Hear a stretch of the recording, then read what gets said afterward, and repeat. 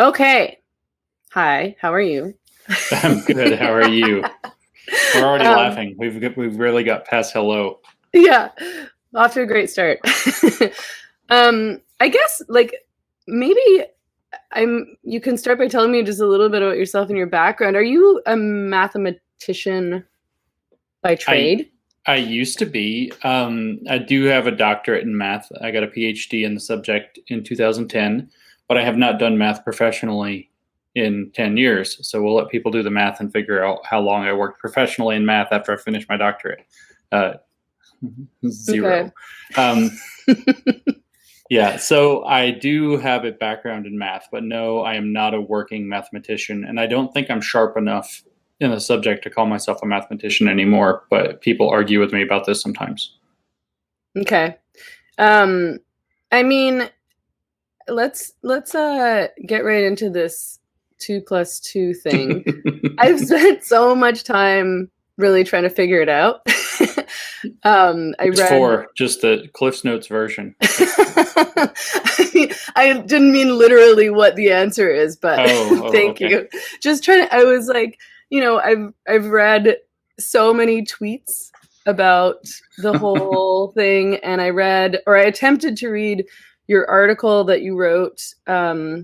explaining the whole situation, which was very useful, although I had to sort of like skim over the middle chunk because I'm not a math person and I got Yep. really overwhelmed. I was like triggered by my like Yeah, I high should have put school a math trigger warning fears. on there.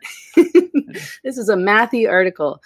But why don't you tell me about it and explain how that all began and then what the reaction was? Okay, so you've actually made me slightly self-conscious because last night for my own thing, I recorded my own podcast. It's like an hour and 40 minutes about 2+2.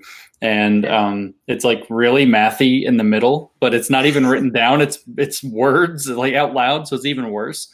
I got really self-conscious in the middle of recording it because I was like, oh my God, I'm doing math out loud and there's not a chalkboard, there's nothing to communicate this to people. It Okay, might, so I mean, that might help. Who knows? That might actually be who easier for me knows? to explain, but I'll definitely listen to it anyway and do my best.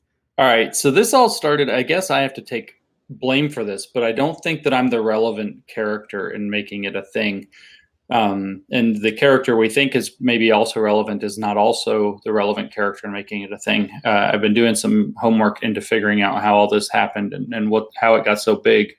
And so it all kind of started with a direct message conversation somebody on Twitter was having with me, and this woman was asking me, how would they think about this? How would they think about that? They being the postmodern critical social justice, this new ideology that's canceling everybody. And she said, would they say 2+2 = 5? Would they say 2+2 = 3? What would they say? And it was some different number. I said it could be any number. It's 2+2 equals. It doesn't matter. Is the way that they think about the world. They would also regard it in great suspicion that 2+2 = 4 taps into what they would call a hegemonic narrative that is imbued with all the power systems of whiteness, white supremacy, patriarchy, the whole thing. White Western men invented the mathematics that we know and love today. So therefore, they imbued their politics into it. Therefore, every statement that's considered objectively true within it needs to be held with suspicion. There's no objective truth. Everything is subjective and has something to do with who you are. And so they would say that 2+2 can equal 4, but it can also equal other things. And we shouldn't be too hasty to support the narrative that it equals 4 because that's built up with racism and white supremacy and patriarchy and homophobia and all of these terrible bigotries that it's been apparently used to uphold throughout history. So I explained this. At the same time, the whole world is going mad around us. George Floyd had just died, and the riots were happening, and all of these things were going on. And so I started with the help of a friend of mine who reached out, another woman, it turns out, reached out and said, let's make these kind of Instagram friendly, she called them something like scoopable little ice creams of satire against the ideology. So we called them, it was her idea to call them woke minis. And so they're these cute little placards with often obnoxious, bright colors on them that were originally formatted for the Instagram window, but we've now changed them to Twitter because I suck at Instagram. And so they have kind of like little Devil's Dictionary explanations of some idea. You know, it's like white privilege got defined as, you know, what all white people have that makes them, what all white homeless people have that make them richer than Oprah. You know, there's little quips for the most part, but they're also theoretically correct in every case. And I did one for 2 + 2 = 4 that day when I'd had that conversation. And so 2 + 2 = 4, I said, is a perspective in white Western mathematics that marginalizes other possible values, which is straight up the way that they think of it. And so I put this out into the world in early June. And the intention behind the woke minis is, of course, to be funny, but it's also, more importantly, to get my followers and people who follow them and so on to download those and then stick them places as well. You know, kind of somebody says something stupid on Twitter about the woke ideology, and then you stick the appropriate woke mini as a reply or as a quote tweet or something and show them, you know, what they're actually tapping into. So nothing much happened. This was, you know, the first week of June. Nothing much happened until the first week of July. Then our friend at the New York Times, Nicole Hannah-Jones, the 1619 Project, decides to jump in on this. She has some tweet about maybe your standard, you know, people who want to talk about so-called standards and scare quotes need to reflect, and maybe it's your standards that are the damn problem or something like this. And so somebody takes my 2 + 2 = 4 woke mini, sticks it underneath. She decides to make fun of it, seeing my handle, I think, on there. I can't guess at her motivations for sure, but why she would decide to trash this thing from some random person on Twitter, I don't know. Some random person who does follow me, it turns out. And so she says, using Arabic numerals to try to defend white Western mathematics is so damn classic. And so she tries to problematize me. And of course, now she's big, so that makes a lot of people pay attention to it. And so now we think we've identified the storyline and the villains involved, myself and my nemesis at the New York Times. And no, this isn't actually where the 2 + 2 = 5 part, which really blew it all up, came into it. It turns out that for the next 4 or 5 days, lots of people came in, kind of like woke math land, mostly math educators, not mathematicians, to try to defend that 2 + 2 doesn't have to equal 4. And then they've come up with a bunch of creative, silly things that are bad mathematics. And finally, one of them lands on the Twitter desk of, I don't know how to say this woman's last name. I did spend some time trying to figure it out, but it's probably racism that I failed. It has to be. It's the only answer. Yeah, shirude is her name, as far as I can tell, trying to read it phonetically. She is the secretary director of the Washington State Ethnic Studies program in education. And this, of course, is now not everybody, but a lot of people have seen that this has famously put forth this set of guidelines that Seattle's school system is actually going to use. They want to expand it to the state of Washington. California and New York are looking at copying it or building off of it for their own states. California's project is much further along than New York's as far as the mathematics goes, but this is a thing that's intended to spread. And one of the things on there is that one of the critical questions that she has as part of the curriculum for K through 12 math education is who gets to decide what is right in mathematics. Not how do we decide, who gets to decide, because it's always some political process.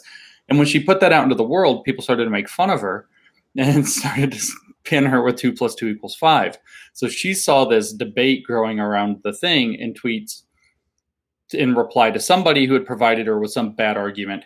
Wow, I love this. People attacked my project with 2 + 2 = 5. How can we turn this into a true statement? And that was like a bat signal to these woke activists to try to find ways to explain how 2 + 2 can in fact equal 5. They really picked the wrong example because it pretty much never works. No matter how you bend and twist things, it just doesn't. It's 2 + 2 doesn't equal 5. So then a month-long shitfest happened. And now it's being written about in mainstream journalistic outlets. I'm waiting to see the Wikipedia entry for 2 + 2 = 5 to change to include this skirmish in the culture war. So this is how this happened, but this actually sets the context. We have real activists with real bureaucratic power making real changes in our state's education systems who pushed the argument about 2 + 2 not having to equal 4 and specifically equaling 5 so that they could defend their activist agenda that they have the bureaucratic power to install and are installing it in real school systems. And that sets actually the context in which this seemingly idiotic debate is playing out, which in theoretical abstract land is about, do we have access to objective truth or not? Right.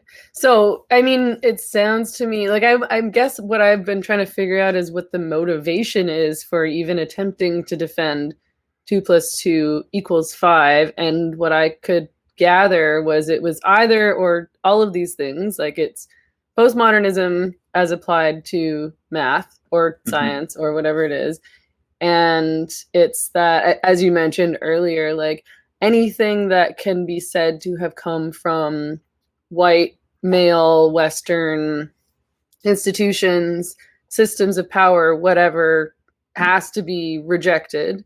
It can't be correct because we've seen these institutions and this group of people as inherently unbiased, inherently rational, inherently correct for so long that now the only way to deal with that is to like reverse it and say, actually, they're always wrong.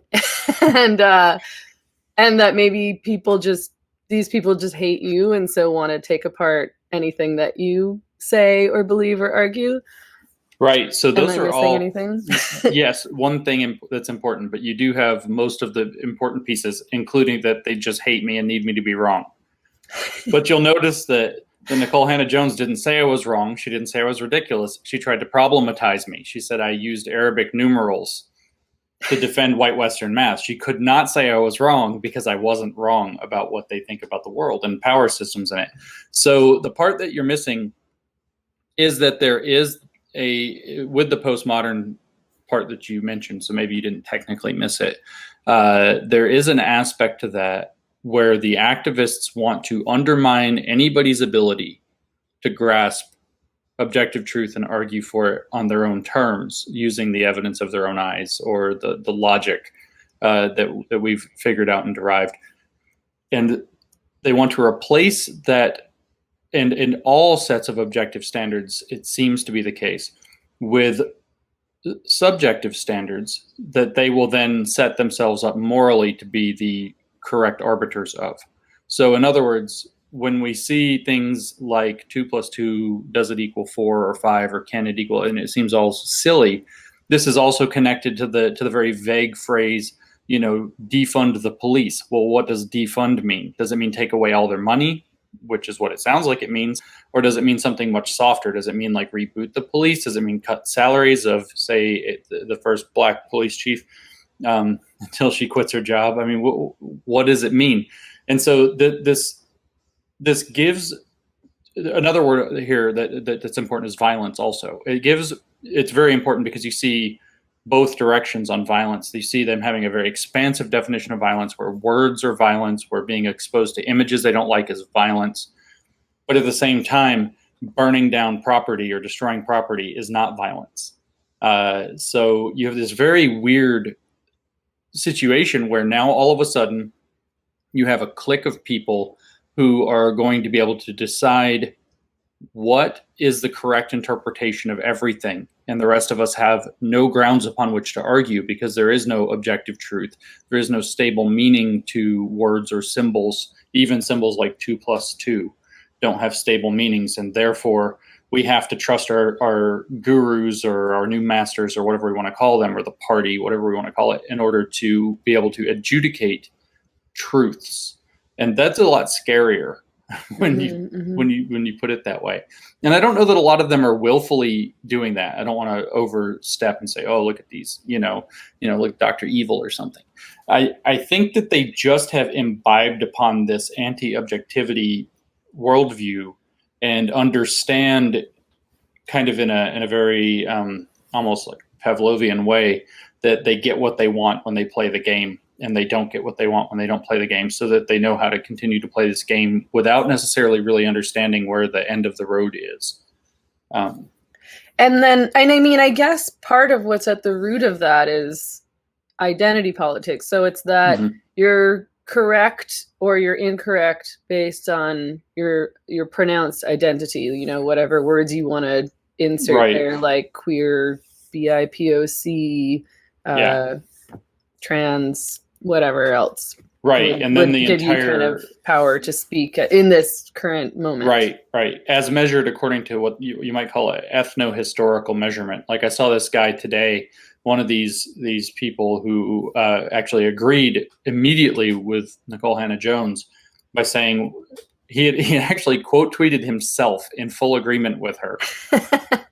And his tweet that he quote tweeted was from like a year before. So like over a year ago, or maybe almost a year and a half ago, where he had said 1 + 1 = 2 is a hegemonic discourse, and don't let anybody tell you otherwise. So this guy's in science and technology studies at the University of Edinburgh.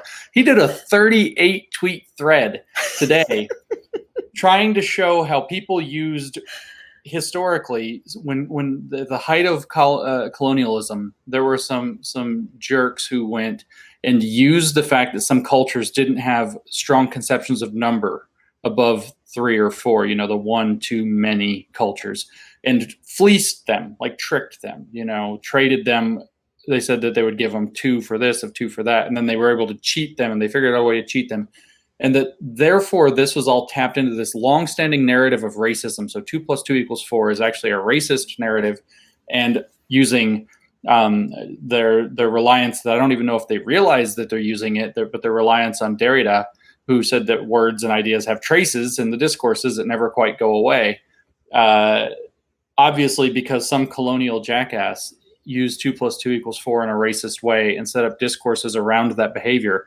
Clearly, somehow 2 + 2 = 4 is still a racist statement that we have to reckon with. It's like this broken logic it just keeps showing up. So, but yeah, 38 tweets in a thread trying to argue that 2 + 2 = 4 is racist. It's like they're still digging the hole, even though I mean, I think everybody on Twitter has decided they lost the argument, but they're still trying to make it. Yeah, it's really odd to me. It's also like, I'm like, do these people have jobs? Or like, I don't know, a 38 thread tweet. I mean, I guess, like, where do you think, how did this happen? Like, how did we get here to this point where this is like, not only that people are making these arguments, but that it's treated as legitimate by a lot of people, you know, the media, obviously progressive activists, anybody who's trying to stay woke. Yeah, academia is obviously cooked. Academia is actually how this happened. Okay. It's very difficult for people to pin it on that because there was so much real activism on the ground, and I'm tracing back now into the 60s. You know, there was obviously real radical activism on the ground, you know, people actually doing marches. And I'm not talking about John Lewis and Martin Luther King. I'm talking about, you know, like the Black Panthers and all of this. There were real people doing real critical theory straight out of Herbert Marcuse, you know, his teaching, repressive tolerance and all of that, going back to the 60s. And the activists, you know, like the concept of white privilege did not originate with Peggy McIntosh in 1989. She appropriated it from white skin privilege, which was, as far as I know, first appeared, maybe it actually everything almost traces back to W.E.B. Du Bois, but it was prominently pushed by the Weather Underground in the 1970s. So very radical activists, being my point, push a lot of these narratives, develop a lot of the concepts, and then academia actually developed and legitimized them by getting them in the academic literature later. And this continues, obviously, with queer theory in particular. You get, I mean, I don't know which is more significant in developing queer theory, any given queer theorist or Tumblr. I think Tumblr has done more queer theory than the queer theorists for real can keep up with. I mean, they invented like 187 sexualities at one point or something like that. Like every possible way you can feel about your genitals is a sexuality now. and it needs a flag, and it needs a complicated word derived from the Latin, and whatever else. So activism has a lot to do with it. But how we actually got here is that these ideas started to get legitimized very strongly by activist departments taking root in academia, which was a partially deliberate strategy. It was also partially the desire of academic administrators to be on the right side of history, out of the happy 60s, and to look like they were taking progressive steps away from the bad old days, which is good and bad mixed circumstance. These things are fine, but you really do have to kind of keep an eye on them. And they did not keep an eye on them. Eventually, meaning by around 1981 or two, because we can name the scholars who are responsible for it, this stuff started very strongly taking over. And this is the answer to your question. How did this happen? They started taking over our colleges of education. Mm-hmm. These ideas were injected very, very vigorously into the colleges of education, our teachers' colleges, in the early 1980s. And so that rapidly spread under the banner of critical pedagogy. As this ideology does, it makes its way in, and then it starts to assert itself as the one true way and elbows everything else out, problematizes everything else out. And then before too long, so probably even by the time Bell Hooks was writing Teaching to Transgress, which I think was 94, it might have been 93, by the time that came around, our teachers' colleges were more or less just creating critical pedagogists who wanted to teach critical theory in our schools. And our school administrators began to be required to go through teacher college certifications in many cases. So we started to revamp our education system from within. And so at least for 20 years, they've had a full capture of the educational system. I mean, you teach a generation to think this way. I remember the most stark thing that I heard. I got into a conversation with one of these activists at one point talking about the universities, and they were telling me that we were wrong about the Grievance Studies stuff. And they said the universities didn't put this in top down. These departments existed, but it wasn't really significant. The big changes were administrative, and they were demanded by the students bottom up. And I took that seriously and thought about it. And was like, well, how did the students decide that they wanted these changes? Did they just pluck this out of the air? And the answer, of course, is no, they did not pluck this out of the air. They were being taught the fundamentals of the critical mindset, being asked to read things like Howard Zinn's People's History of the United States in school and their history classes and so on. And then they brought that culture up to the university with them and started to demand administrative support for their beliefs that they were too fragile to have questioned at that point. So taking over the teachers' colleges is how this happened. Mm. And so how did you get interested in this whole thing? I mean, is Grievance Studies your term, first of all? Where did that term come from? Well, it turns out we thought it was our term that we made up, but Stefan Collini, who's an English professor, I think, actually wrote about the same concept under exactly the same name, I think in 1990.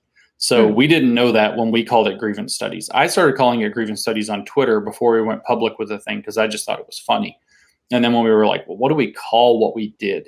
And finally we decided Grievance Studies was the term to go with. It has meme quality to it. So it was our term, but apparently we weren't the first people to think of it. Okay. And can you just explain that term? Like, why did Grievance Studies make sense for you in terms of what you were trying to address? Yeah, I really should actually. I wish I had it in front of me. I would just read to you the paragraph where Collini outlined it in 1990 because he catches it perfectly. I was like, I found that one day and I read it and I was like, oh, wow. That's exactly what we should have said. Damn. But he was talking about essentially the banality of how cultural studies had actually the banality that cultural studies had taken up. And so he said that there were basically 3 or 4 different variants of the ways that people were studying culture, one of which he thought was legitimate and all the rest he thought were bogus. And one of the ones, I think the third one he names is Grievance Studies. And he says that it's basically the fixation upon some social grievance that you can then cast in vaguely sociological terms, and then just keep looking for examples and proof and milking that grievance.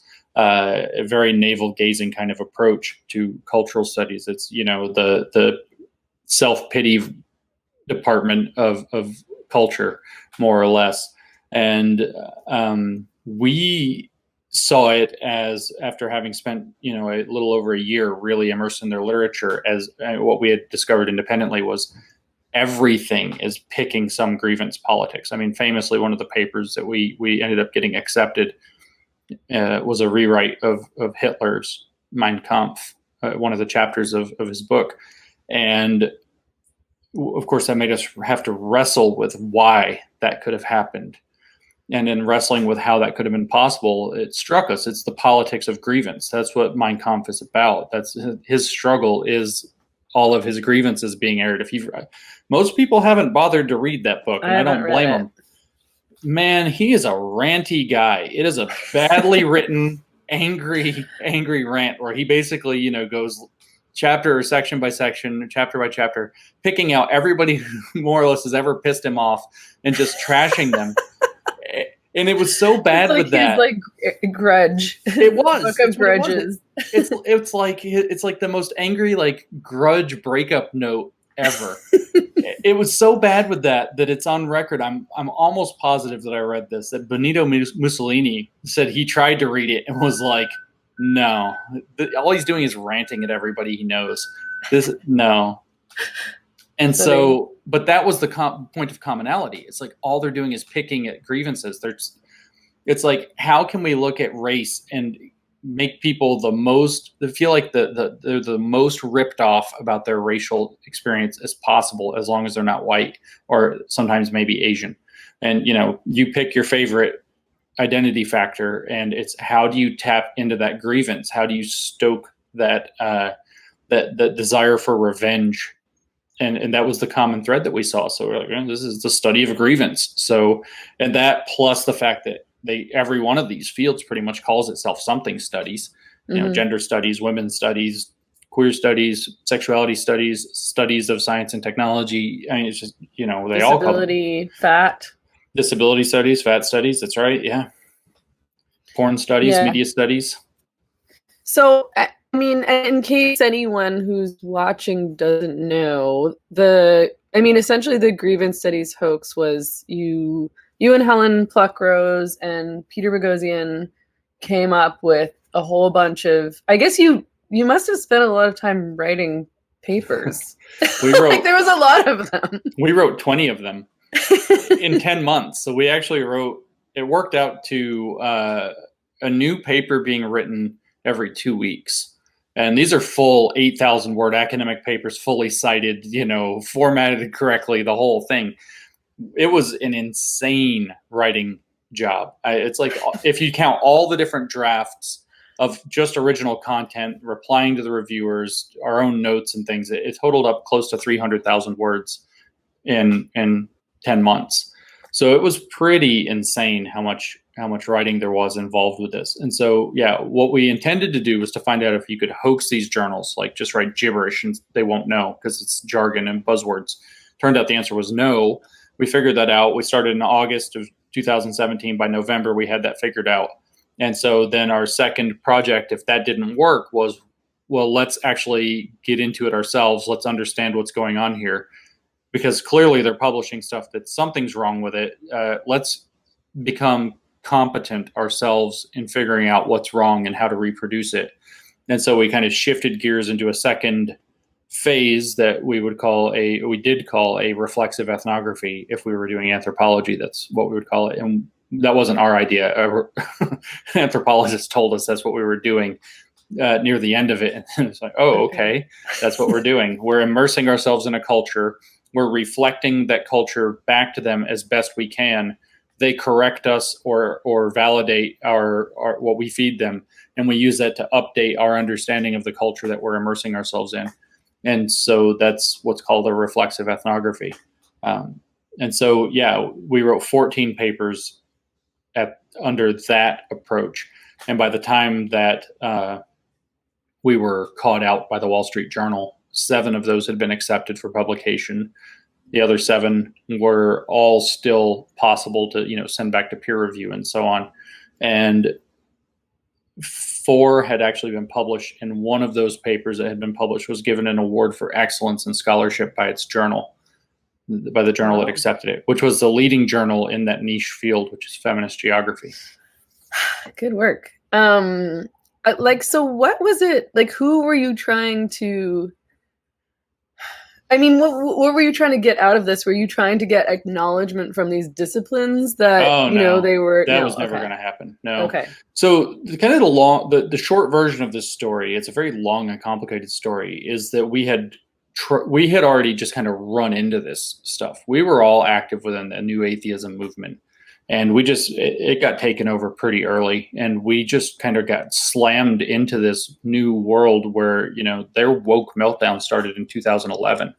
I mean, just full meltdown started in 2011. So it became really a toxic environment to be in. And we were trying to figure it out. So through the course of that, we tried to criticize it, and they just called us sexist and racist like everybody else. And so then ignored everything we wrote thereafter. Made it impossible for us to get published with a ton of places very quickly, kind of like proto-canceling.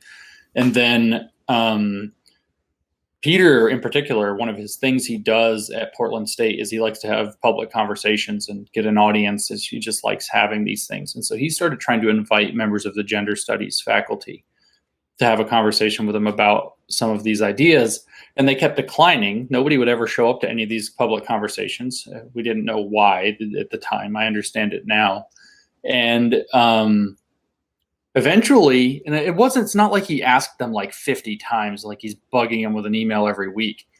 I think he asked them like 4 times or 3 times or something. They reported him for harassment of women to his university. This actually doesn't surprise me because I've seen this happen so many times online. Yeah, and it's like they would, if he did an event that talked about any of the issues, they would complain that there was nobody representing the issue there. So he's like, "Well, come," and then they're like, "Stop harassing us." It's this whole. I mean, there was that meme way back in the day where there was a woman with the woman power fist shirt with the plus sign in pink, and she's throwing crap over the wall. The crap says opinions. The wall says the internet. She's throwing it over like with a big smile on her face. And then it shows shovels and the poop coming back on her and hitting her. And she's like, misogyny. And, it's like, if you're going to say nobody's having a conversation, you're not including us in the conversation, and people invite you to be in the conversation and you say that's harassment, you're not playing an honest game anymore. So we were mystified by this. So what we actually wanted to do was circumvent those problems and show the public what's actually going on. To find a way to criticize this stuff and show the public that this is really going on, because their deflection game is like 100%.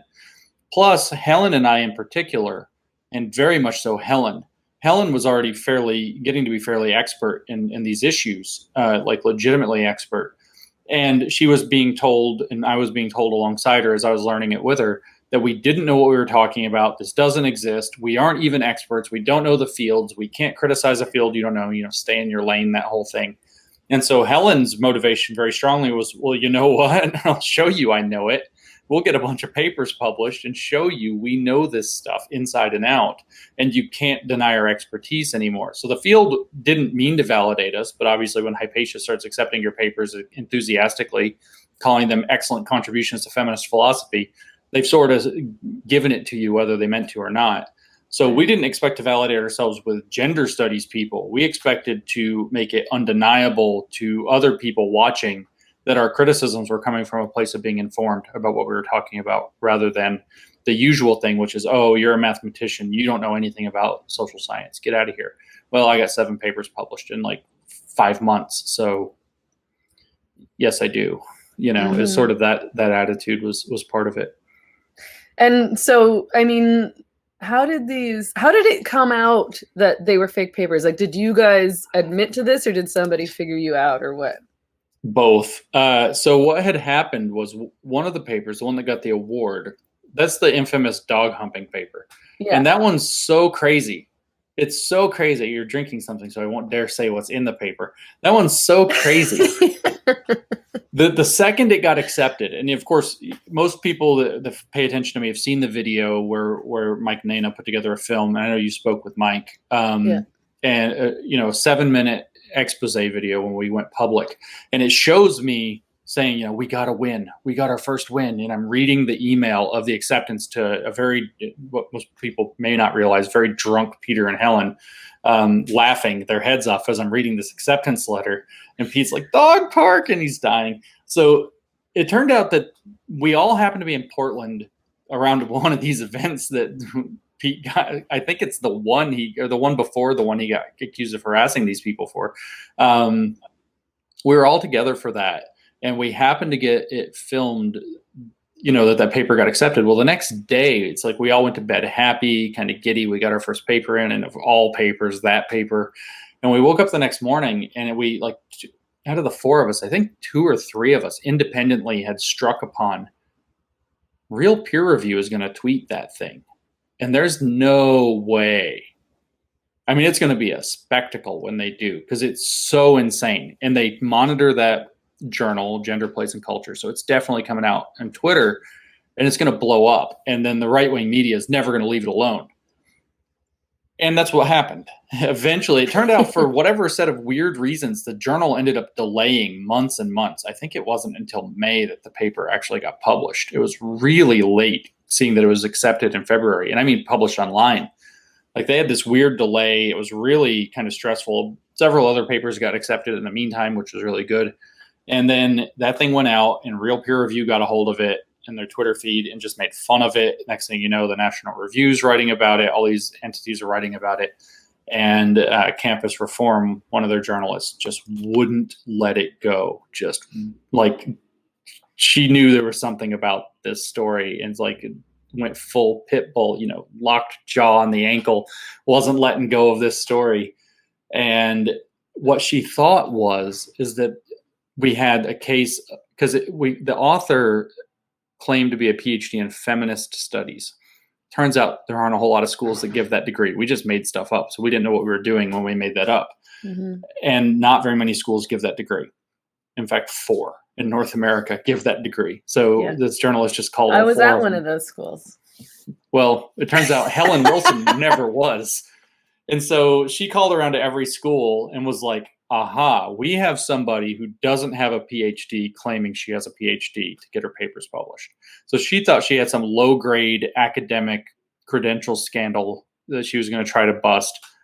And mostly the stories just kept getting ignored. Well, as journalists often do, she was perturbing her other journalist friends to try to, you know, create more smoke around that fire so that there'd be more attention on it.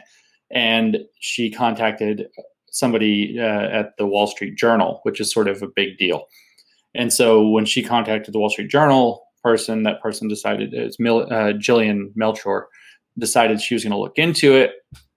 And she did all of her due diligence very properly and started calling and asking the journal itself very awkward questions. So now the journal had emailed us and asked us to prove our identity. And we weren't about to commit actual forgery for this project. So we had already decided well ahead of time that something like that would be the last point. So I told Jillian by email, writing as Helen Wilson, I'll call you tomorrow, tell you what's going on. There's a little bit more to this than you understand. And I hope we can, you know, have a nice private conversation about this and clear it all up. So I call her, and, you know, I don't sound like a Helen Wilson, I guess. And she's like, are you trans? And I was like, no, you've fallen backwards into something you didn't expect. So I told her, and then it took her a long time. Again, fortunately, to get from, you know, thinking she had a scandalous liar about her credentials to, whoa, you know, full-blown gigantic academic expose. Well, it was a big learning curve for her to write the story. So that ended up buying us a couple of months, I think, until the story went public, in which time a couple more papers got accepted, which worked out really well. So we went public willingly once a certain threshold had been crossed, and we got dragged across that threshold. Yeah. I mean, I guess, so I have a master's degree in gender, sexuality, and women's studies. Mm-hmm. Did you know that? Yeah.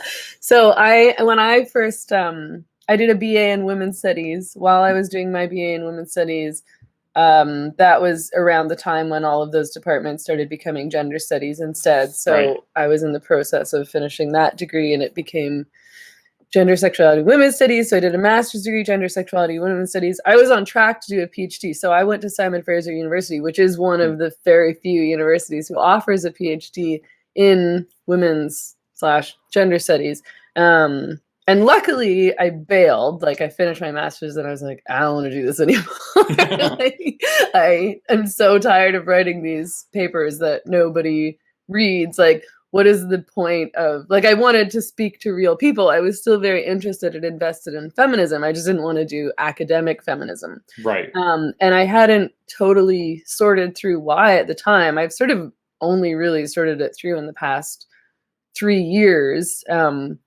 But, you know, initially my criticisms always were of third wave feminism, which is how I referred to it, third wave feminism.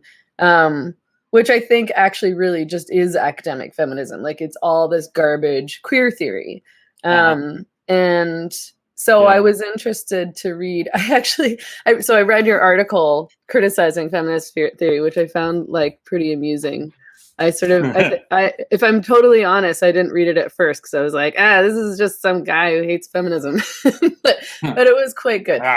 So, and it's true. I mean, there's the major problem now that I have with feminism is that there's a difference between feminist activism, and actually this is my criticism of most activism, is that, like, people who are doing activism nowadays, especially in North America, so often are not actually fighting for anything specific. Like, they're not fighting for legislative changes. They're not fighting for policy changes. They're not naming the specific problem that they want to change. They're saying, we're fighting white supremacy. We're fighting racism. And it's like, like, how are you fighting this? Like, what's the plan here? Engineer the discourses. That's how they're trying to change the discourses. And, you know, it's one of those things that there's a tiny point of truth to it. And then, as you said, it's like, what are you really doing? Yeah, it's like, you know, you're fighting over whether or not master bedroom is okay. Right. What are you achieving here? Like, who's hurt by that? Who's hurt? What is the one, the Siamese twins nebula that NASA said they're going to rename because, you know, they're obviously. I missed that. Yeah. Well, there you go. NASA's renaming nebulas because they have hurtful names to, I guess, somebody who's hurt on somebody else's behalf, more than likely. Okay. Yeah. Yeah. I mean, so I guess, like, I'm interested to know more. Okay. I'm actually going to read something from your article because I found it funny. There's a few parts that I'm being held to account. No, but anyway. So you wrote, let's be real about something important. Nobody actually cares what feminist scholars think or why they think it. Truth be told, this isn't surprising. Feminist scholarship is a particular academic backwater that nobody should pay attention to. And it's probable that nobody would if it weren't becoming so painfully influential. And then you write, with the exception of other feminists, more or less the entire world completely ignores feminist theory, and they have done so for decades, which has let it go quite far down its own self-referential rabbit holes. And I actually think you're probably, like, you're right. Like, it's like, and that's part of the reason why I wanted to get out of academic feminism. Right. It's like, this is just a bunch of people talking to each other, publishing these papers, publishing these research papers that nobody reads outside of your supervisor, basically. Right. You're not making any difference. You're not contributing anything. And then, of course, as I got later into my analysis, as I, you know, was just writing and whatever, like, after I left university, then I started to realize that it's, you know, it's all jargon and it doesn't mean anything to anybody in the real world. It doesn't do anything for women. Like, I mean, So I guess it's good it's not called women's studies anymore because it really has nothing to do with women. It doesn't even have anything to do with real people for the most part. That's right. It's about socially constructed categories rather than any people whatsoever. So it really has moved the fight to the abstraction of people. And really of groups of people, as they have been very cartoonishly defined rather than to deal with actual human beings. And it makes me wonder, have you ever read Helen's article? It's quite old now, 3 or 4 years ago, where she says why she no longer calls herself a feminist, because she has quite the, feminist bona fides, and her chops in feminism go back pretty far and pretty deep, including, like as a child marching with her mother, and she did, real hard feminist activism that was changing banking laws and mortgage laws so that women could have them in the UK.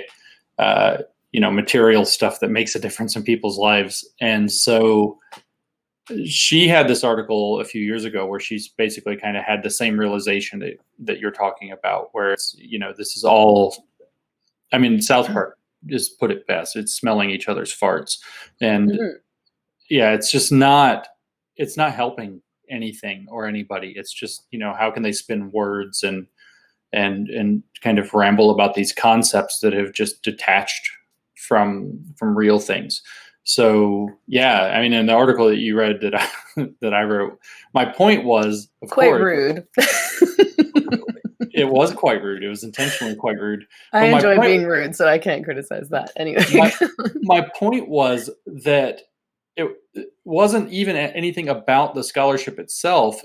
It was actually the criticism of the fact that nobody's looking at it. And when nobody pays attention to or criticizes a thing, the analogy that Helen and I were using, talking about it as, I was writing that essay, and as we did the Grievance Studies project as well, is kind of like those houses you see on like the cover of like a Dr. Seuss book, where it's like, like a string is holding up a whole turret or something, it's something that can only be held up by magic. And it's sort of like that is what's going on in this theory. It's like, there's no real constraints because they don't have to pay attention to reality at all. So somebody builds this, little wiggly thing, and it ends in like a whole bedroom at the top that could not possibly be supported by anything. And so it's like, somebody should be paying attention to this, right? Somebody needs to be, if we're going to kind of jump in on the whole, like, the libertarian thing where they get a bit ridiculous, somebody needs to pay attention to the building codes here. Those matter, because if it's not built right, it's going to fall in on itself.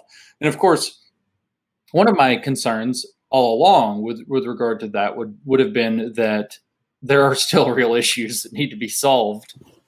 And if there are still real issues that need to be solved, probably best not to have the thing that's the most, scholarly and important and rigorous in appearance to the average person literally be standing there pissing his pants in front of the world all the time. The amount of, like, I know it's jumping track, but I can't tell you right now how pissed off I get when people call, and it's these frickin' activists, but then the media supporting them, when they call critical race theory black thought. I get livid that garbage, that self-referential garbage, is now the emblem of black thought. It's like, I can't think of something that's more racist than that. That's horrendous, because it's not rigorous. It explicitly, in its outlines and pillars, describes its own paranoia and its antagonistic view toward rigor. You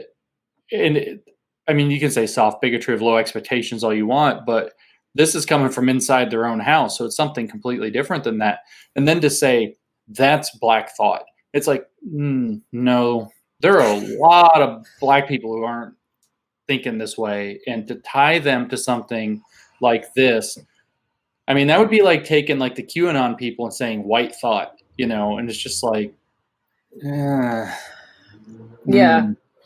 I know. I find it really, kind of disgusting how so many of these activists claim to be speaking on behalf of marginalized groups, and meanwhile, of course, just completely ignore and erase any of these individuals that they're claiming to be helping and supporting and speaking on behalf. Just ignore that they even exist. Ignore that there's probably a majority of this group that you're supposedly fighting for doesn't actually share your politics. And it's so strange to me that they continue to get away with this. Like, even, like, I mean, there's all sorts of groups you could reference, but Black Lives Matter, like those protesters, I don't know that there is a majority of Black people in America or North America who share these politics. Like, my perspective is that, like, most people in the world, never mind in North America, most people are not left wing. Most people are probably not anything at all. Most people are just like living their lives and have like a variety of opinions that aren't going to fit neatly within this box that's right wing or left wing. Mm-hmm.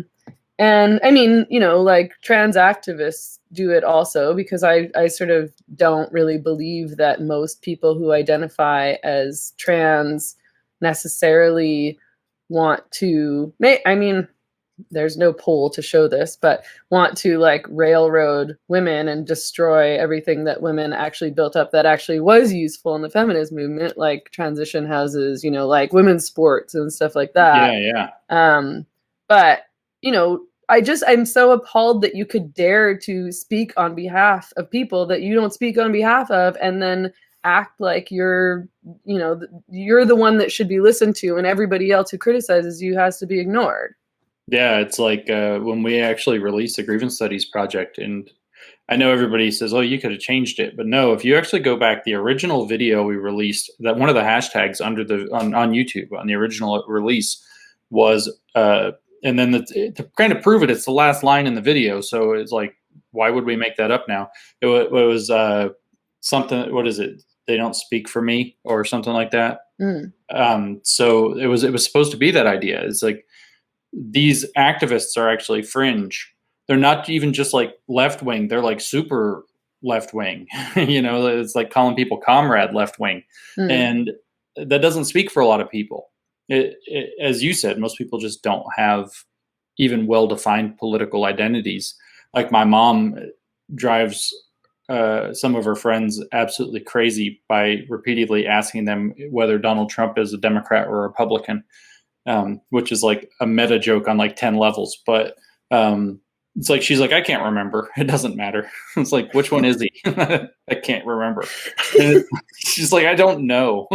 She's like, you know, it's like, Mom, holy crap. Yeah. You know, what's going on here? And so a lot of people, you know, the point is that a lot of people want to go on with their lives. And when politics is doing its thing correctly, you know, you could read this in Laozi if you want to, you know, the Tao Te Ching even brings this up. What's that, 2,600 years old or something? That when politics is doing what it's supposed to be doing, the normal person doesn't even know what's happening. They don't have to be aware of politics. It's only when politics is going wrong that people need to be aware of politics. And so most people don't have well-formed political identities and don't want one. And this attempt to politicize everything, therefore, becomes very poisonous and obviously very fractious. So it's really a tragedy. But I'm with you. It's like, I can't believe that people are still just willing to say, nope, that's the authoritative voice about all Black things. You know, Black Lives Matter. That's it. And then the queer people, queer theorists, having taken over the entire dialogue about LGBT. Like almost every gay or lesbian person I know is like, if I had to have been queer, I never would have come out. I don't like the queer people. I just want to live a normal life.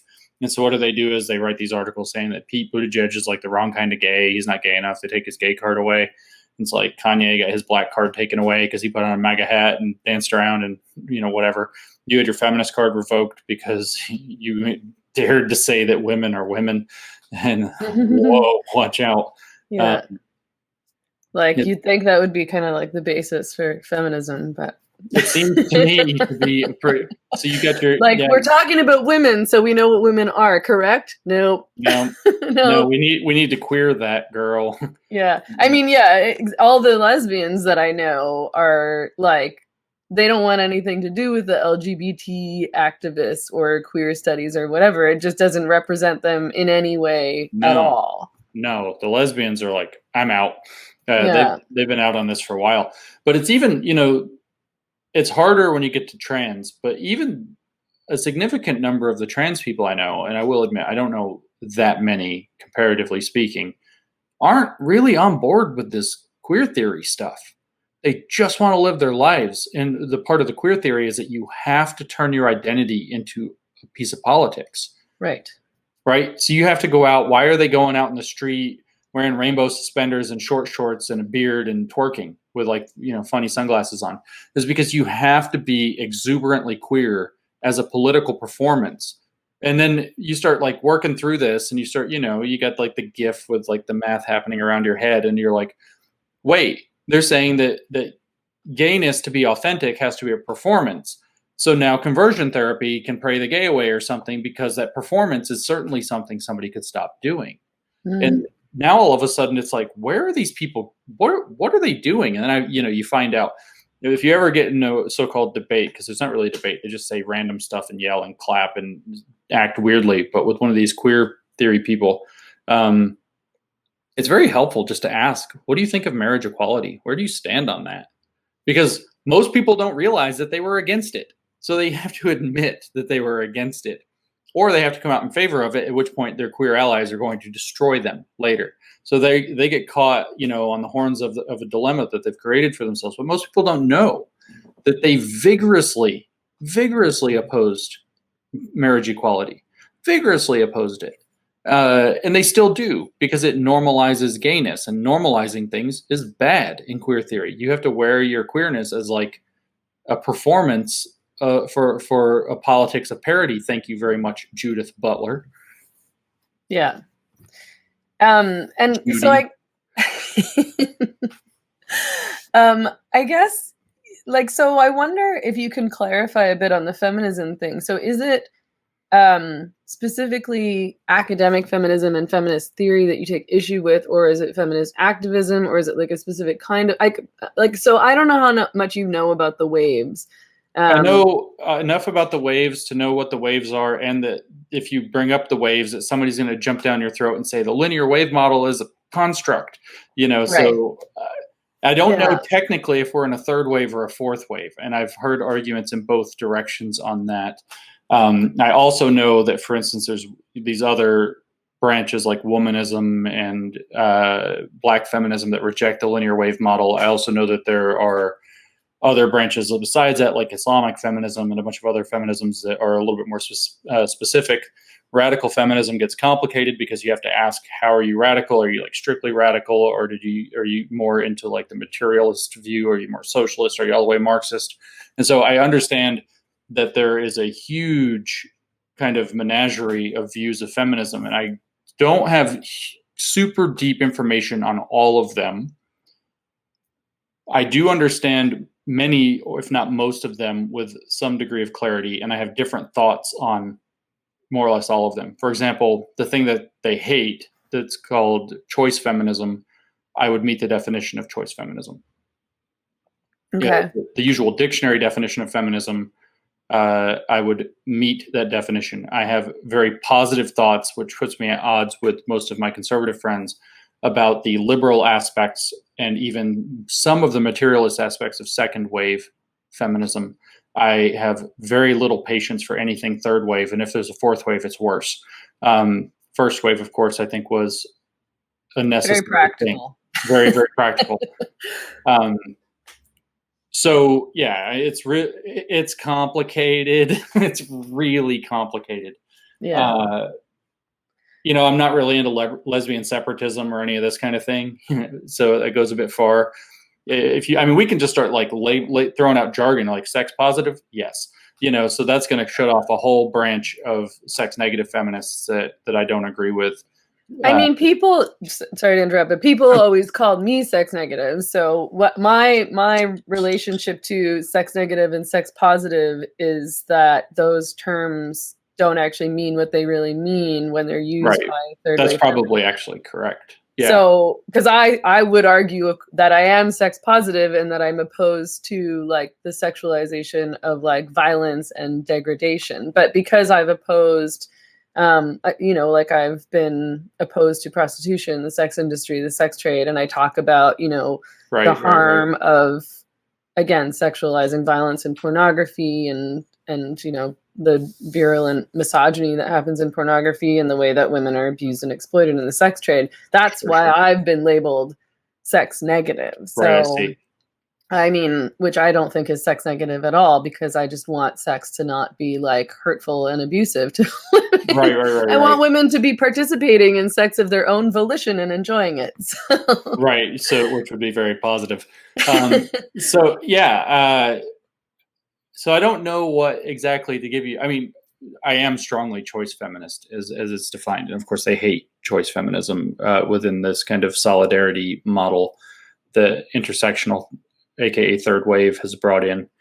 But I don't know if that answers your question adequately. I mean, I was just curious. Like, I guess I think like, I'm less radical feminist than you would be, but probably. I mean, I don't identify as a radical feminist, and I haven't really ever. It's just that my feminism has been more rooted in second wave feminism and probably more radical feminist, because essentially anybody who is opposed to prostitution, and nowadays anybody who is opposed to trans ideology, gender identity ideology, is just labeled a radical feminist, because of all the third wave or liberal feminists or whatever you want to call them have gotten on board with all that stuff. Like, sex work is a choice. It's always a choice. It's potentially empowering.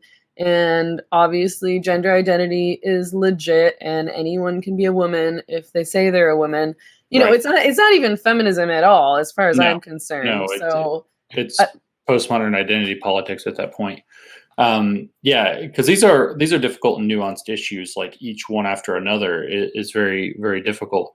And as I said, second wave liberal feminism, certainly I agreed with it. Even some of the materialist analyses. I'm not really a socialist, so when they start tying, like patriarchy and capitalism, it's like, yeah, capitalism used some of that stuff, like used women in particular ways, but they use everything, because that everything that has market value gets used by capitalism. This can create harms for women. This can create, famously, also people brought up how it's created harms for Black men. It actually creates harms for damn near everybody if it can get its teeth in you. But that's one of these things that I generally, anytime somebody is a somethingist, I usually start to back up a little bit, because ists, whether it's feminist, whether it's whatever, tend to miss that there are important trade-offs. And so that there's some point on the spectrum of harm that is a net positive to allow people, or to allow that to occur. And if you start to try to stamp all that out, you start to create unintended consequences that create more damage overall than not. And so there's a trade-off point with basically everything. And like I said, I just don't find Marxist and socialist analyses to be terribly useful for a lot of stuff. I like some of the points that they can bring up, but I don't agree with much of that analysis myself. I mean, I guess I've started to feel that I don't want to be an ist, and I don't want to identify myself as an anything, just because I find it so limiting. And you make yourself vulnerable when you do that, because if you say I'm a feminist, that means that other people are going to say, oh, well, you're a feminist. Like, why are you doing this? You're not a real feminist. And then I just want to be like, fine, I'm not a fucking real feminist. I'm just going to be what I am. And, I don't want to be tested. This is what I believe. And if I can't believe this and also be a feminist, then I don't really care. Like, what is the point then? This is exactly the same thing that I went through with regard to atheist. So it's another ist. And I got really pissed off when people started to define the one true atheist community, and how, people were even saying, I try to be a good atheist. I'm like, what the hell does that mean? You try to be a good, don't believe in God? Like, what? How do you like practice not believing? How do you get better at it? It doesn't make any sense. So it's like, what does that mean? I'm not really familiar with that whole community what it meant at all. Was dipping into the kind of world of skepticism and sort of scientism. Scientism is how you pronounce that, sorry. And ultimately social justice is what it was. They started to outline a moral code that good atheists should have, whether it be under a humanist banner or whatever, but it eventually codified into being that you're sort of a intense, I don't know, almost sea lion type skeptic. Like, you have to go and be like annoyingly contrarian about everything.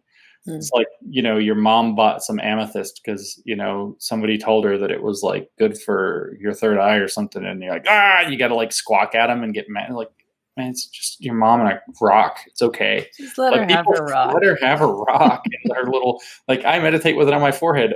Cool, Mom. I hope that makes you feel good. Yeah, whatever. It's like, are they putting it in schools? No. Okay, fine. Leave it be. So you had to be like pretty aggressively skeptical.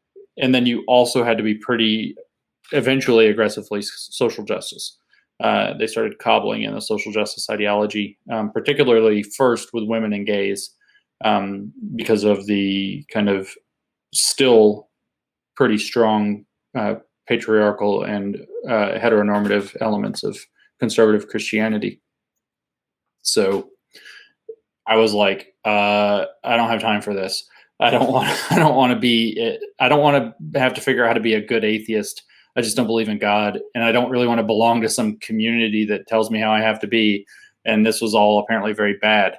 And then I wrote a book about it. And then Helen read that book. And when I asked you earlier about the article about why she no longer identifies as a feminist, it was the analysis that I had given about atheist that she had read in my book that made her decide that she didn't want to identify as a feminist. She just wanted to stand up for those principles and those points of activism or whatever that she thought were proper and useful, almost on like a case-by-case basis, or kind of in a constellation of views that she holds that don't need to be named in specific.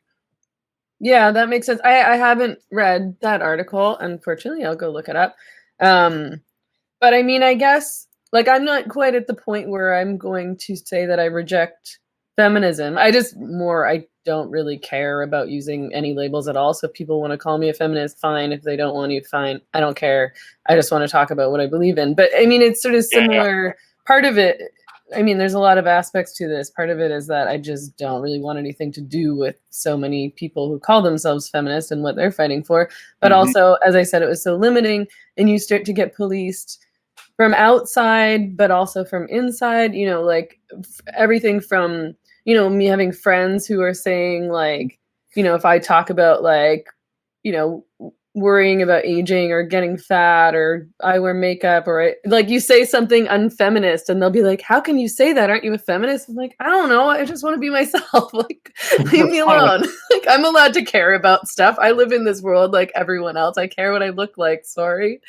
But also, like, you get within the feminist community. So within the feminist groups and communities, or whatever you want to call them, that I'm involved in, it's like I wasn't allowed to talk about certain stuff. So I would want to ask questions. I still wanted to be critical of what we were doing, and I wasn't allowed to be.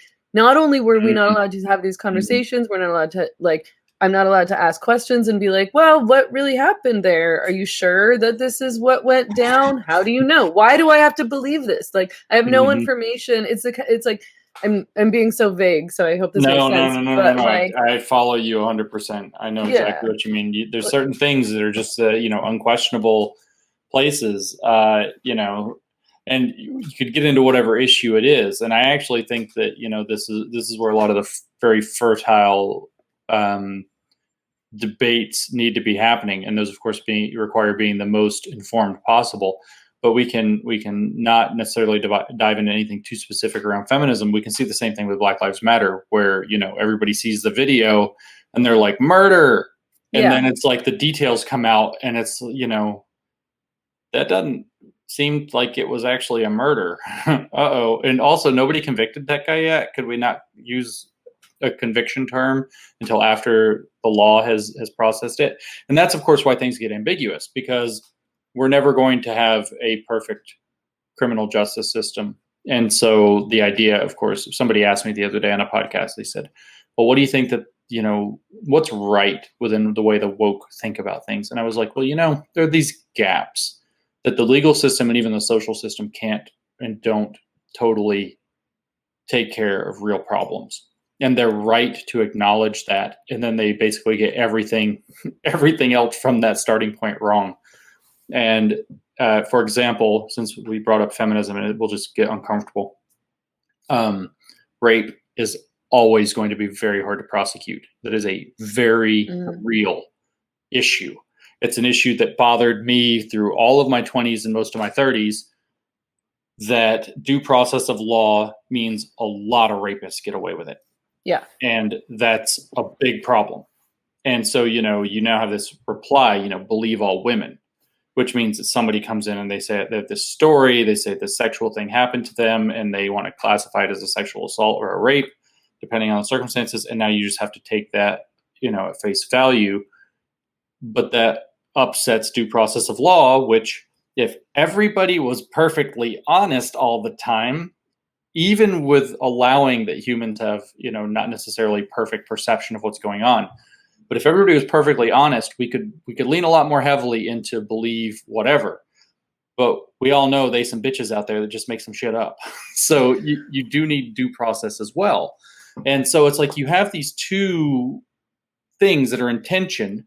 And the way that they're in tension, because rape cases are often, as they say, he said, she said. It's like one of those things nobody can say out loud 5 times. Women are very frequently, because of the ways, it's not always, but it's very frequently a man raping a woman. Women are much more often going to get screwed over by this, I would say, gap in prosecutorial ability. And that's a real problem. And so wanting to move that to a question about rape culture, do we have a cultural set of attitudes that encourages people to think that kind of behavior is acceptable or not? And what do we do about that? And how do we try to shape culture where that's not a thing we consider to be acceptable, so on and so forth, is a understandable and in many regards a reasonable move that is necessary, because the legal system, in order to retain its validity, is also going to have limitations that can't solve all the problems in this case. So something else has to fill in that very real gap. And there's a lot of fruitful space for important discussion, debate there to figure out how to close that gap, which I think the vast majority of people want to see done. And the question becomes how and by what means and what works and what doesn't, which is where I get pissed off at the current thing, because it doesn't seem to care about figuring out the problems for real. It just wants to say, nope, this is how it is. And if you don't like it, we're just going to enforce it with, as it is, cancellation. You get accused of some sexual impropriety, believe all women, therefore canceled. Therefore, Louis C.K. can't do comedy anymore without everybody having a conniption fit. Therefore, Al Franken has to step down from the Senate, which seemed to have been a political blunder of the highest possible order, especially because it seems to have been a conservative manipulation that made it happen in the first place, and they got gamed. So it's like, this current movement, not so good. But the thing that exists in, that gap in the law that exists in, is real, and it's a thing. Yeah, and I guess it's just not practical activism. Like, you can't just say believe all women, because that doesn't transfer into law. You can't, that's not how the law works. And I understand. Terrible law. Okay, this is not how things go down. If you're trying to charge somebody with something or prosecute somebody, I get why that is a mantra, believe women, because as you say, so few rapists are prosecuted. There's this long history of people not believing women. But you still have to ask questions, and you just can't. You can't just believe everything that everyone says point blank, especially if we're talking about prosecuting somebody. But even so, online, I still, of course, at first I was on board with the Me Too movement, and then it just turned into this thing that I started to feel kind of disturbed by, because first of all, I hate online call-out culture. I don't like this thing where you're just going to go around posting whatever you want and everybody just has to support you. And for the most part, everybody does support you, because what is anybody supposed to say? People can't ask questions around those kinds of accusations or any kind of accusations.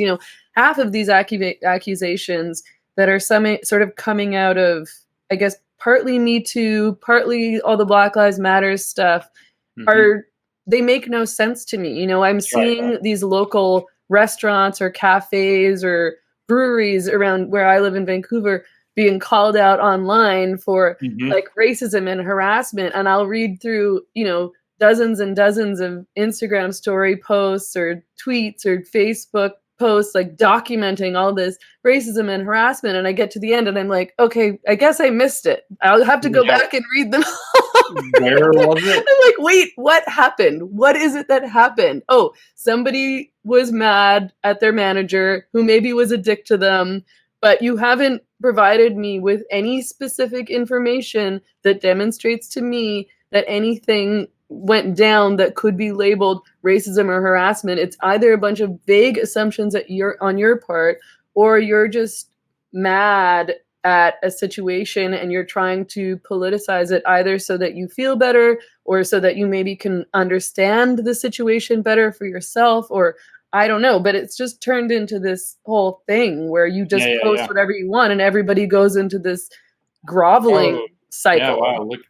Look how awful that whole thing was. And yeah, it's very weird. I actually was very similar to you. I had, when the Me Too movement first started, I thought, wow, that's a lot more people than I realized. And that kind of awareness raising moment was, I think, pretty powerful. Totally. And then all of the things that spiral around a high status, it's something that confers status or whatever, started to happen. And I was just like, what is going on? So now you have like people telling their Me Too story, and you don't want to discredit. It's like you're saying, it's like you can't ask questions or discredit somebody, but it's like you read the story of what happened to him and you're like, somebody grabbed your butt. You're like, what? Like that happened to me like 1,000 times when I was in high school by the mean girls making fun of me. Like somebody got drunk and hit on you. It's like, okay. Yeah. And then it's like, so everybody has to do this. But then the worst is like these fucking celebrities decide they have to tell their stories. And it's like, you're next to people who had like real stories in the celebrity world. And then it's like these weird, just stupid stories that was like, holy shit, what is going on? It's like they just had to be able to, it was like, it changed from Me Too, like it happened to Me Too, to like, Me Too, I have a story too, and it was like, what is going on with this? And then people started to get burned by it. And then I started to see the activists saying, we need to bring Me Too to this, domain. We need Me Too chemistry. I was like, what? We need Me Too to come to the atheist movement of all fucking things, which burned down over what was ultimately a Me Too thing in 2011, was like, we need Me Too atheism. It was like, it started there. What are you talking about? It was there. It was there a decade ago. What are you talking about, you crazy people? And it was like, okay, now we've got some mission creep going on, and this is like seriously left the original intention, which, whether we want to talk about that being like the gross politics of sex around getting movie roles and high status positions in Hollywood and workplaces also, there's some gross stuff going on and everybody's aware of it, and it shouldn't be going on, and everybody's kind of aware of that too. But then it just turned into this like, what is this thing? It was just discrediting itself left, right, center. And it's like, people like myself are just kind of, like doing this thing. I have all these videos of myself just like grabbing and rubbing my face from from the Grievance Studies thing. It's like Mike told me, he was like, your camera is your therapist. Just turn it on all the time. So I have all these videos that are literally, I just turn the camera on and I'm just like, oh. And so, but it was like that with Me Too. And I was like, this sucks. And then it just, I don't know. Now it's like, it became this weird emblem of, I don't know, after that thing with that poor comedian Aziz Ansari or whatever, it was like, oh, that poor guy, he just sucks at sex. And then he blown up. I mean, like, don't be famous and suck at sex or something is the lesson here.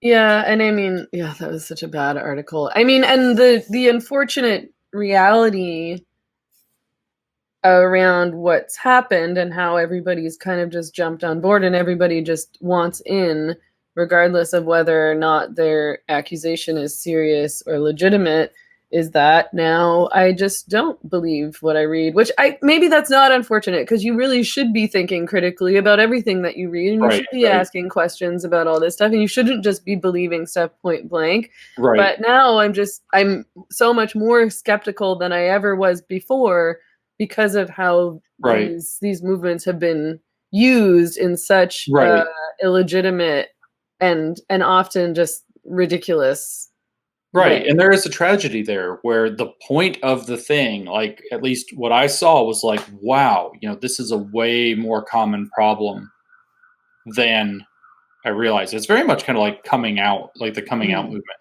Like Harvey Milk was like, everybody needs to come out right now, and it's like, why? Because all of a sudden they don't like this in the literature, the woke literature. All of a sudden you start generating relationship allyship. People realize that it is their sisters, it is their friends, it is their brother. It's not their brothers in this case. Well, maybe it is. So it's people they know and they care about, and they're like, wow, really? You've kept that quiet, and you're actually starting to have that thing. So when you have, as you pointed out, when you have a problem historically running a long way that's not resolved, of not believing true claims, and then it just gets pissed away by, this kind of like bandwagon effect. It's ultimately what it gets pissed away by is inflation. It's inflation on a social currency until it's worth like Zimbabwe bucks. You got to have 10 trillion rape bucks in order to get anybody to listen to you now, because the thing burned it out. And this is the same thing that's happening with all of the other kind of thing. Like, I don't know how much longer racism is going to be an effective thing, but I'm even seeing like progressives writing serious things saying, what did I even see today? It was the reason that everything's still crazy is because people haven't realized that if somebody calls you a racist, you can just say, okay, and the world doesn't stop spinning. And if everybody just says, okay, and shrugs their shoulders a little bit. But I started to do that. Like somebody in the YouTube comments this week was like, are you guys racist? To myself and Laura, who's my co-host on the other YouTube thing that I do. And I was just like, yeah, totally.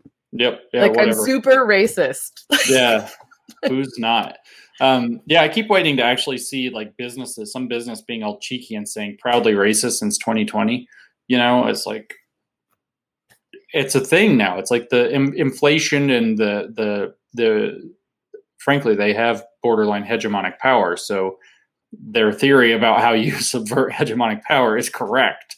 You can actually turn that back around on them, and they don't get to continue to control that just because they say they do. The social forces are bigger than them, and they don't seem to understand that. So this is common. I mean, I got smeared as a right-wing extremist who doesn't believe that Black people belong in STEM this week by an epidemiologist. And I was like, well, there goes epidemiology. And like, how can I trust you ever again? If that's your analysis of the situation, it's like, I'm this right-wing extremist that has only ever voted for Democrats in my entire life. I'm so right-wing extreme. My right-wing friends basically think I'm a commie because I think that we should have progressive tax structures instead of, a 10% flat tax that wouldn't work. So it's like, yeah, I'm super right-wing over here. Yeah, that's kind of my response too. And I mean, simply, it's sort of the boy who cried wolf problem, where it's like, okay, well, if everybody is racist and you're constantly accusing people of being racist who aren't being racist, like a bunch of those Karen videos, the Karen meme is sort of a good example where like, yeah, some of that stuff is legitimate. Some of those videos, some of those stories, this is a white woman who's legitimately in the wrong or being racist or just being an asshole or whatever. But then a lot of them are just so void of any context. And when you do provide context, you realize that that's not what's going down. And so now I see that word, I see these videos, and I'm not going to take it seriously. I don't believe these people anymore. And that extends to all sorts of areas. I don't want to just focus on race. It's just that race is central to the conversation right now. I mean, transphobic is another one. It's like, totally. Well, it's not transphobic. Like, existing is transphobic. It's like, all right, whatever. Right. And we see like what happened to J.K. Rowling who, her essay that she wrote was in no way transphobic. She talked about her own experiences. She talked about her concerns for women and girls. I don't even think she said anything about trans in the whole essay, as I recall. And she's, being called a monster. Like, what are you, like, and by a lot of, by, again, like people that I sort of know are acquaintances, friends of friends in Vancouver, and it's like acting like they have so much hatred for her. And I'm never going to take anything you say seriously because you're so hyperbolic. Either you're not informed about what you're talking about. So in that case, maybe you just didn't read her essay. You just read about it. So I can't take you seriously because you're not doing your due diligence or whatever.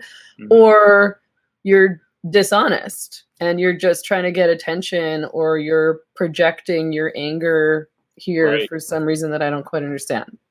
Yeah, it's just out of control. And again, you get this, boy who called wolf, this inflation, it's just impossible to take. At some point, I think it's going to hit critical mass too, that it's just going to be impossible to take people seriously who act that way. And so what I hope is, so my actual right-wing friends, like some of my furthest right-wing friends, as a matter of fact, I do have them. I know you're not allowed to have black friends, but you can have right-wing friends now. So I was talking to one though, and this guy's like, old school and super, super right wing. And so he's like, the word racist, I've decided that this is about a month ago. It was over a month ago. It was before the 4th of July when he told me this. So he said the word racist doesn't mean anything to me anymore at all. If somebody calls me racist, it doesn't mean anything. However, and I know this is logically a paradox with what he just said, but we just let it go because he's just talking. He says, however, I know what the word racist means for me, and I'm going to continue not being racist by that definition. And that's simple enough. And so what you hope is that that's what's going to happen, is that we're going to trip a critical mass where people just no longer take these wound collectors and, wolf criers and bellyachers and the perpetually aggrieved seriously at their claims. And yet we retain that ability to know what real transphobia, real homophobia, real misogyny, real racism looks like, so that the rest of us are all content to say, no, we learned those lessons of history, and we're not going to be dicks to women or trans or gay or racial minorities or whatever. We're just not going to happen. But we're not taking your word for it anymore with, the self-appointed activists who are going to speak for everybody. I think that's what I hope happens. If that happens, we come out of this crisis, not unscathed, but pointed in a better direction. I think a much better direction than we have been going in. The scary part is if that fails and the sleeping giant wakes up and people that are in the majority groups, whatever relevant ones, decide they're going to start playing identity politics to win. That's bad. That's real bad. And that's what you don't want to have happen. Yeah, I mean, the unfortunate truth is that this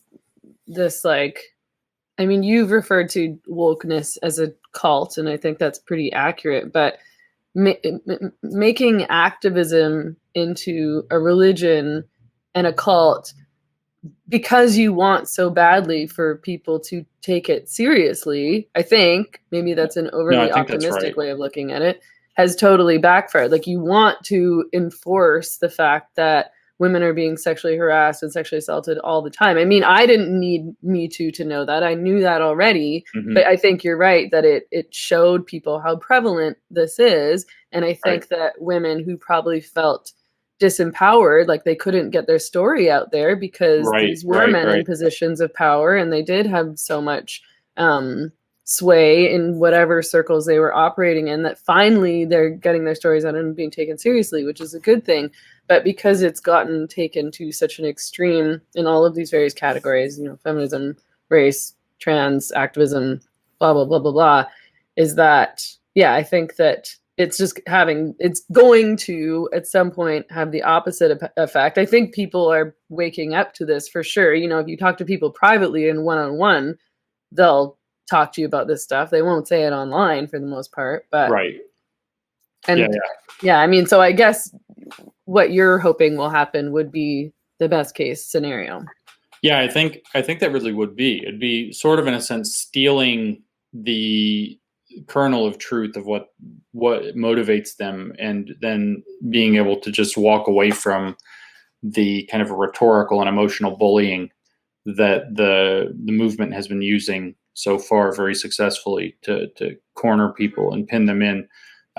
Which also does I mean, I keep thinking about it. It's kind of unfortunate because I don't want to give it credit, but it forces people to actually reckon with these issues on a deeper level than they probably have. And the theory, although they do it in a screwy way, says that there's probably a lot of the reason that people haven't reckoned with these issues correctly is because they've been comfortable enough where they haven't felt like they have to. Yes. And so it sort of fixes that. And that's also good. But it's like, it's hard to credit what they're doing for making that the thing, because the reason people are engaging with it isn't to understand what they're saying and conclude the same thing. It's to understand what they're saying because they can clearly see that it's literally insane and doing it all wrong, and seeing where it's going wrong and how it could be done better. So the best case scenario for me then would be for that to continue to happen and have people be able to steal that. It's like stealing the underlying ethos that's motivating them and saying, you know, we're not going to do it with this screwed up way. We're just going to take what you're talking about and do it right because you guys can't. That would be, I think, the ideal outcome. Yeah, and I mean, what you say about, you know, this has been a big problem in feminism, and it's a problem, and it's sort of why I sort of wanted to start branching out in many ways, is because I realized that, you know, when you do create these insular communities, activist communities, you know, disciplines, what have you, where you refuse to be challenged and you treat those who do challenge you as inherent enemies, you end up with bad theory and bad practice and bad mantras. And so in my, you know, I've been writing about feminism since, you know, for like a decade, I guess now. And eventually I just started to get, you know, intellectually bored, to be honest. You know, like, I do want to challenge myself and my own thinking. And I want to learn, and I started to just feel like I was repeating myself, and it's too easy. You just start, like, you know what to say, you know what the lines are, you know the analysis, so you can just do it over and over and over and over. And if people do start to ask you questions and you can't answer those questions effectively, then you're like, oh, I need to check myself. Like, maybe what I'm saying isn't solid. Maybe it's not true. Maybe it is, but I need to be challenged to ensure that what I'm saying is useful and practical and makes sense, and isn't just, you know, people aren't just going to applaud at me because I'm saying the same thing that they want to hear. It reinforces what they want to believe or what they already believe. Right. And that's where you start to get that kind of cultish behavior, even if it's organic, that it came into being, where it's the idea of being challenged itself becomes, you know, super taboo. And therefore you kind of have to, you know, always pull people further and further into the right way of thinking and close off from anybody who might challenge. Like, that's the thing that I run into as being the scariest and ugliest part of this, is the desire to have people separate from one another for disagreement. And I think that we've been doing that for a long time, and it's been an issue.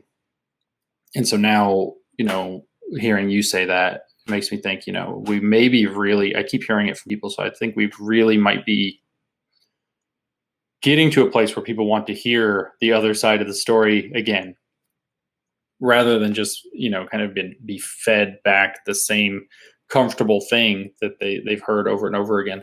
And so I hope that's correct. You know, hearing you say it's, you know, I want to branch out, I want to be challenged.